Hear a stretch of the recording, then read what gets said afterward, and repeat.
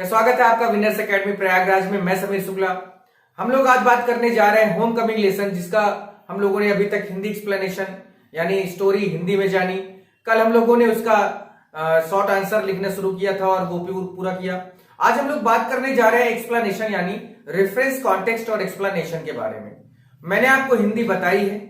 ये थोड़ा सा ऐसी चीज है जिसको लिखने में बहुत सारे बच्चों को प्रॉब्लम होती है, लेकिन ऐसा नहीं है। मैं फिर से कहता हूं, बार बार कहता हूं, if you know the Hindi about any lesson, अगर आप किसी भी लेसन की हिंदी जानते हैं, हिंदी के बारे में जानते हैं, तो आप अपने शब्दों में उसका शॉर्ट आंसर लिख सकते हैं, रेफरेंस कॉन्टेक्स्ट भी लिख सकते हैं, एक्सप्लेनेशन भी लिख सकते हैं। तो इसलिए फिर से कहूंगा, डिस्क्रिप्शन में लिंक दिया है मैंने, आप जाएं और देखें, उसके बाद कोशिश करें। ये आपके पेपर में 2 क्वेश्चन होगा, 2 में से 1 करना है, 10 नंबर का होगा, यानी 10 नंबर आपको मिल रहा है सिर्फ एक रेफरेंस, कॉन्टेक्स्ट और एक्सप्लेनेशन लिखने का। तो आज हम लोग शुरुआत करते हैं और इसके बारे में देखते हैं कि इसका क्या मतलब है। पूरा होम कमिंग फुल एक्सप्लेनेशन हम लोग देखे नहीं, रेफरेंस, कॉन्टेक्स्ट और एक्सप्लेनेशन के बारे में। तो चलिए शुरुआत करते हैं। सबसे पहला है कि बट जस्ट डैश डैश करके अनकॉन्सर्न। ये पहले ही एक्सप्लेनेशन था उसका कि but just as the fun was about to begin. ये वहां की बात है जब फटीक और उसके दोस्त उस लकड़ी के गट्ठर को पानी में ढकेल रहे थे और माखन आकर, उसका भाई जो था वो आकर बैठ गया, और उसके बाद उसी की मिस्चीवियस के बारे में बताया गया।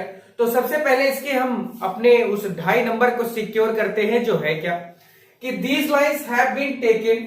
आपको बताया रेफरेंस लिखने का तरीका बहुत अच्छे से कि these lines have been taken from home coming written by Rabindranath Tagore.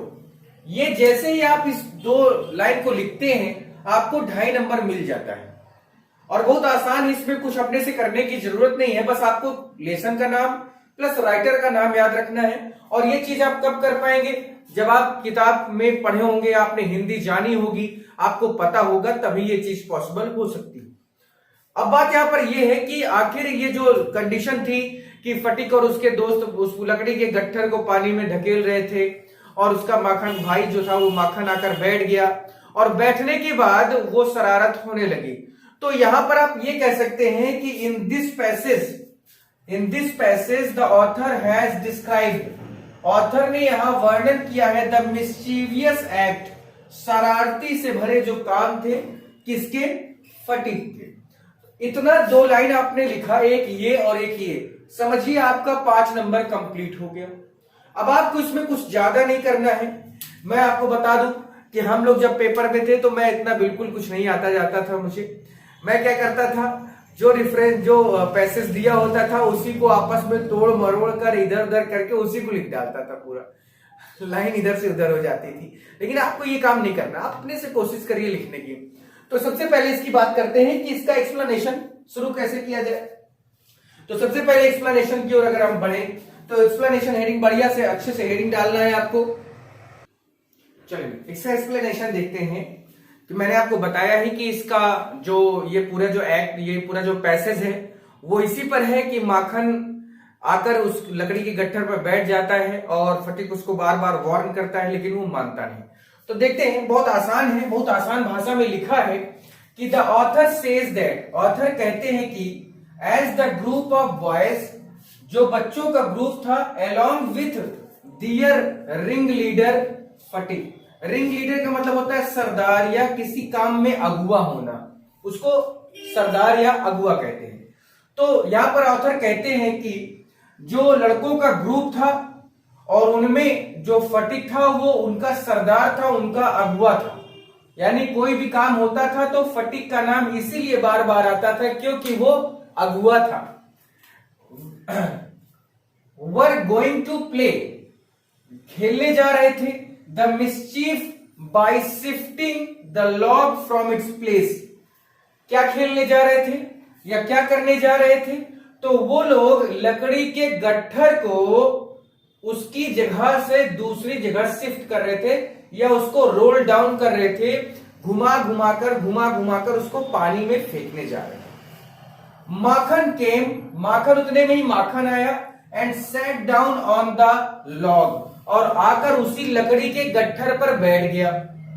One of the boys tried to push Makhan from the log, उन्हीं लड़कों में से एक लड़का आया और उसने माखन को वहां से हटाने या उठाने या धक्का मारने की कोशिश की कि ये यहां से हट जाए तो हम लोग फिर से अपना खेल शुरू कर दें, बट फेल्ड, लेकिन वो उसको हटा या उठा नहीं पाया। Makhan kept sitting there unmoved, Makhan बिना हिले डुले उसी जगह पर बैठा रहा। As the sight Phatik very angry, जब ये नजारा फटिक ने देखा तो वो बहुत गुस्सा हो गया और उसको वार्न किया, और वार्ड यानी उसने वार्न किया to get down from the log, कि वो उस लकड़ी के गट्ठर से नीचे उतर जाए, अदरवाइज नहीं तो he would be beaten up by him, नहीं तो वो उसके द्वारा मार खा जाएगा या वह उसे मारेगा। यही कारण था और यही बात थी कि जब माखन वहां से उठता है और उसके फटिक के चेहरे पर कुछ मारकर भाग जाता है और जाकर अपनी माँ को कुछ उल्टी कहानी या दूसरी कहानी बताता है कि माखन मुझे खिला नहीं रहा, कि फटिक मुझे खिला नहीं रहा था या फटिक मुझे मार रहा था। और जब उसकी माँ को यह सुनने को मिलता है तो उसकी माँ उसकी पिटाई कर देती है और तभी बिशंबर मामा आ जाते हैं। तो ये बात बहुत आसान है, बहुत इजी है, बहुत आसान से शब्दों में आसान सी भाषा में लिखा है। अब आप ये ना सोचिएगा कि 4 5 6 लाइन है, ये एक बोर्ड है भैया। आप जब अपनी किताब कॉपी में लिखेंगे कम से कम 10 लाइन के बराबर होगा, तो और अपने शब्दों से भी आप जोड़ सकते हैं। पूरी कोशिश हमें यही करनी है कि हमें अच्छे से अच्छा नंबर मिले। तो 2.5 नंबर आपका रेफरेंस का, 2.5 नंबर कॉन्टेक्स्ट का और 5 नंबर आपके एक्सप्लेनेशन का। तो आगे बढ़ते हैं, इसका अगर आप स्क्रीनशॉट लेना चाहते हैं तो ले ले। इसके बाद हम लोग आगे बढ़ते हैं दूसरे एक्सप्लेनेशन की ओर। देखिए सेकेंड है कि there was no more backward और विथ लॉगिंग।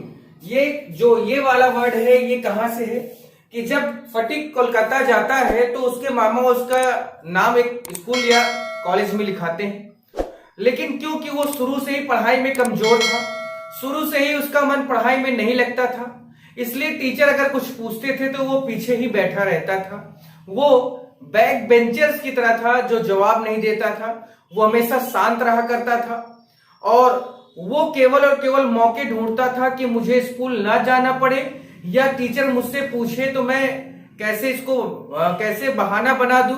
इन्हीं सब बातों को यहाँ पर इस पूरे उसमें दिखाया गया है और आपको आपने पढ़ा है ही, सारी चीजें आप जानते हैं तो आप आराम से इसको कर लेंगे। तो इस एक्सप्लेनेशन में बताया गया कि जो फटिक था वो पढ़ने में कमजोर था, वो हमेशा टीचर से मार भी खा जाता था क्योंकि वो शुरू से स्कूल नहीं गया। अब यहाँ पर कॉन्टेक्स्ट की बात करें इसके, तो कॉन्टेक्स्ट में है कि the author has described the yearnings यानी उत्सुकता या एकदम उत्तेजना by Phatik to return to his home village. यानी यहां पर इस पूरे एक्सप्लेनेशन में ये डिस्क्राइब किया जाएगा कि उसकी जो उत्सुकता थी कि वो अब अपने घर चला जाए और उसके घर जाने का क्या कारण था, वो आखिर क्यों कलकत्ता तो बहुत खुशी खुशी आया था कि वो जाएगा और अपने भाइयों के साथ रहेगा, वही खेलेगा कूदेगा और बढ़िया एंजॉय करेगा सिटी लाइफ को। लेकिन ऐसा क्या कारण हुआ कि उसकी जो उत्सुकता थी, उसकी जो उत्तेजना थी कि अब वो अपने मामा क्या नहीं रहना चाहता था, वो अपने घर में रहना चाहता था। तो इसी के बारे में एक्सप्लेनेशन यहां पर है कि the author says that, author कहते हैं कि Phatik could not cope up with studies at school, यानी क्योंकि फटिक शुरू से ही स्कूल में एकदम शरारती था, पढ़ता लिखता नहीं था और जब वो शहर के स्कूल में आया तो वो अपनी स्टडी से बहुत ज्यादा कोलैबोरेशन नहीं वाली, बहुत ज्यादा वो कॉपरेशन नहीं कर पा रहा था, बहुत ज्यादा उसका मन नहीं लग रहा था पढ़ने में। ही वॉज डम्ब, डम्ब क्या है, डीफ माने बहरा, डम्ब माने गूंगा। ही वॉज डम्ब, गूंगा हो जाता था, कांट अंडरस्टैंड एनीथिंग, कुछ समझता नहीं था। Whenever a teacher asked him any question, यानी जब कोई टीचर उससे कोई कुछ पूछता था, कोई भी टीचर उससे कुछ पूछता था तो वो एकदम गूंगा हो जाता था, कुछ समझ ही नहीं पाता था, यानी उसकी स्थिति बहुत दयनीय थी। वो अपने माँ और भाई के साथ खुश था लेकिन उसको लगता था कि मैं यहाँ खुश नहीं हूँ, या उसको याद आ रही घर की, तो वो क्या होता था, गूंगा हो जाता था, कुछ समझता ही नहीं था। He would just open his mouth, और आंसर बताने के लिए कहा जाता था वो केवल अपना मुंह खोल देता था, but could not speak a single word, और एक भी शब्द से सर जी नहीं याद है, हाँ सर, नहीं सर जी नहीं याद है, यही वाली चीज यहाँ पर है। ठीक है, ही suffered the beating by the teacher like a donkey, और फिर टीचर उसको गधे की तरह पीटता था, क्योंकि जैसे गधा क्या है, उसके ऊपर कितना भी बोझ लाद दो वो कुछ बोलेगा नहीं, बैठ जाएगा लेकिन कुछ बोलेगा नहीं। उसी वही हालत फटीक की थी कि उसको चाहे जितना बोल दो, चाहे जितना मार दो, चाहे जो कह दो, वो कुछ एक शब्द बोलता नहीं था, जबकि अपने गांव का वो सरदार था, है ना। When other boys enjoyed playing with each other, और जब वो दूसरे लड़कों को एक दूसरे के साथ खेलते देखता था, he regretfully, वो बड़ी अफसोस के साथ उन्हें देखता था अपनी खिड़की से, और used to gaze at roof of the far of the house, और वो अपने खिड़की से देखता था कि जो लड़के हैं वो अपने अपने छतों पर खेल रहे हैं। वो भी ये चाहता था कि वो लड़के उनके छत पर आए और खेले, लेकिन कुछ ऐसा नहीं हो पाता था।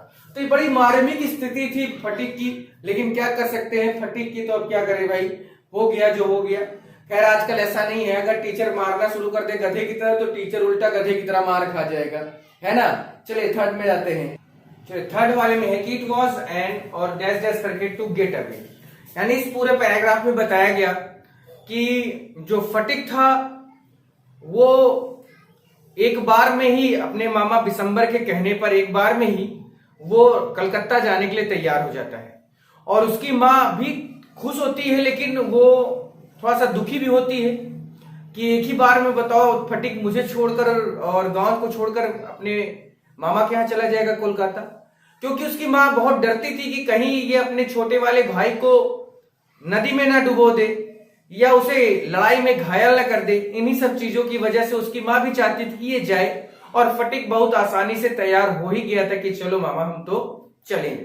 तो यहां पर इसमें कॉन्टेक्स्ट में ये बताया गया कि after listening and observing Phatik's behaviour Bishambar offer to take Phatik to Kolkata, यानी बिशंबर ने अपनी बहन को ऑफर किया कि ऐसा है तुम फटीक को मेरे साथ भेज दो, मैं इसको वहां ले जाऊंगा, पढ़ाऊंगा लिखाऊंगा। क्योंकि एक दो दिन में रहकर जब उन्होंने फटीक के बारे में सुना, उसकी करतूतों के बारे में सुना, और जब उन्होंने खुद भी ऐसा पाया कि इसका बिहेवियर अपने माँ और भाई के साथ सही नहीं है, इसलिए बिशंबर ने अपनी बहन से कहा कि तुम इसे मेरे साथ कोलकाता भेज दो, मैं वहां देख लूंगा। अब इसका एक्सप्लेनेशन देखते हैं कि the mother got a big relief, जो उसकी माँ थी उसको बड़ा सुकून मिला कि चलो ये वहां जाएगा, पढ़ेगा लिखेगा, सुधर जाएगा।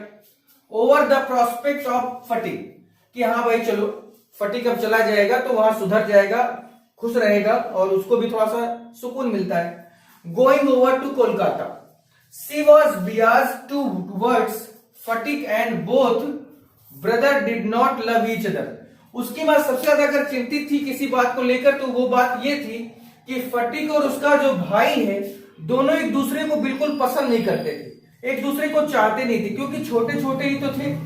फिर भी छोटा वाला बड़े वाले की चुगली करता था, बड़ा वाला मार खाता था, इसलिए फटीक अपने छोटे वाले भाई को बिल्कुल नहीं चाहता। Every day she used to be scared, वो हर दिन बहुत डरा करती थी कि Phatik might harm the younger one, कि कहीं फटीक अपने छोटे वाले भाई को कुछ नुकसान ना पहुंचा दे। दैट, और वो क्या था कि कहीं वो he might drawn him in the river, कि कहीं उसको ले जाके नदी में ना डुबा दे, और might injure him in a fight, और कहीं लड़ाई लड़ते समय उसको घायल ना कर दे, सरवर ना फोड़ दे, और एक दो बार ऐसा हुआ भी था।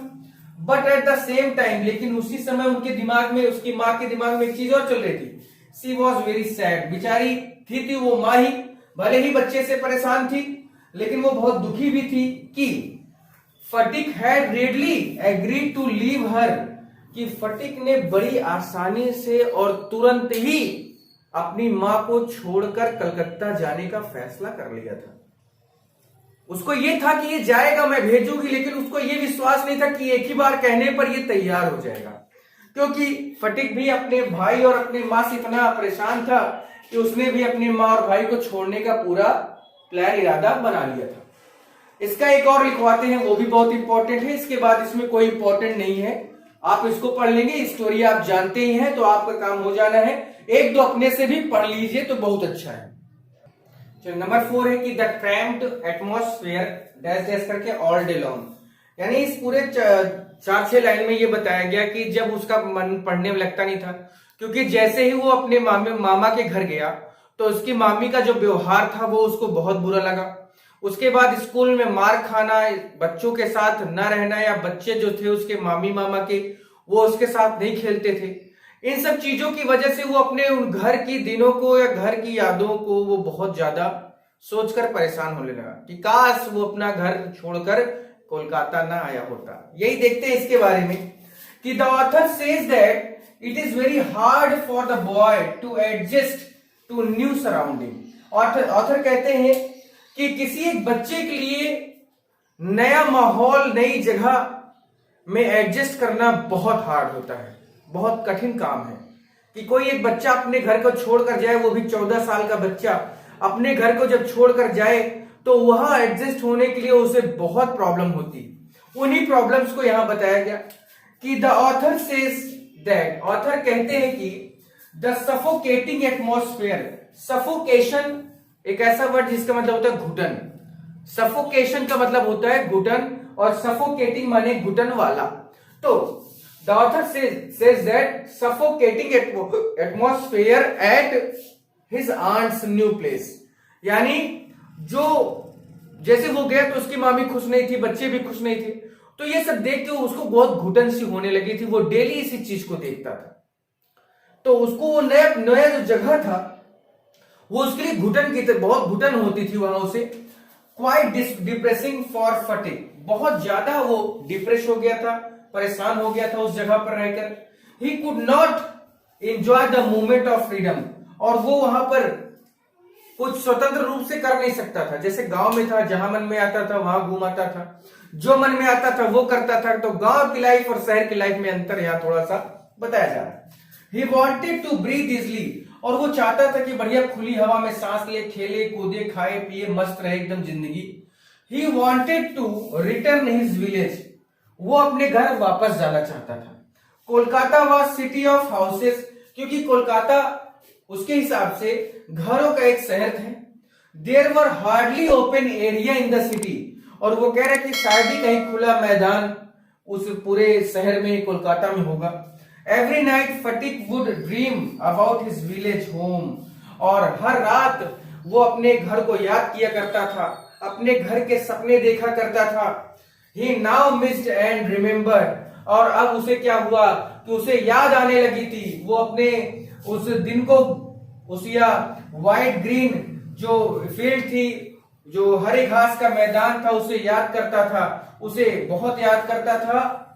All day long he would fly kite, जहां वो क्या करता था, हमेशा पतंग उड़ाया करता था, पूरे दिन भर वो पतंग उड़ाया करता था। तो एक बच्चे का उसके घर से दूर जाना, और वो भी इस गलत फहमी में कि वो जाकर शहर एंजॉय करेगा, तो ये बड़ी मुश्किल सी बात है। गांव अपना होता है, गांव गांव होता है, शहर शहर होता है, ये सच्चाई है। हर इंसान शहर में नहीं टिक सकता, नहीं बच सकता, ये भी सच्चाई है। कुछ लोगों को गांव का अपना एक अलग ही माहौल होता है जो उसको छोड़कर नहीं जाना चाहते। अगर आपको इसके अलावा और भी एक्सप्लेनेशन, वैसे तो मैंने 4 बहुत इंपॉर्टेंट एक्सप्लेनेशन करवाए हैं जो बहुत ज्यादा जरूरी थे, लेकिन अगर आपको चाहिए तो आप मुझे मैसेज करें, कमेंट करें, बताइएगा। मैं इसका 1-2 और एक्सप्लेनेशन लिखवा दूंगा जिससे आपको क्लियर हो जाए। फिर आज के लिए इतना ही, और पूरा वीडियो आपने देखा या देखिए जरूर, इससे बहुत सारा सपोर्ट हमको मिलता है। Keep supporting me, keep share, keep like और कमेंट, और अगर आप चैनल पे नए हैं तो सब्सक्राइब जरूर करें। फिर आज के लिए इतना ही, थैंक यू।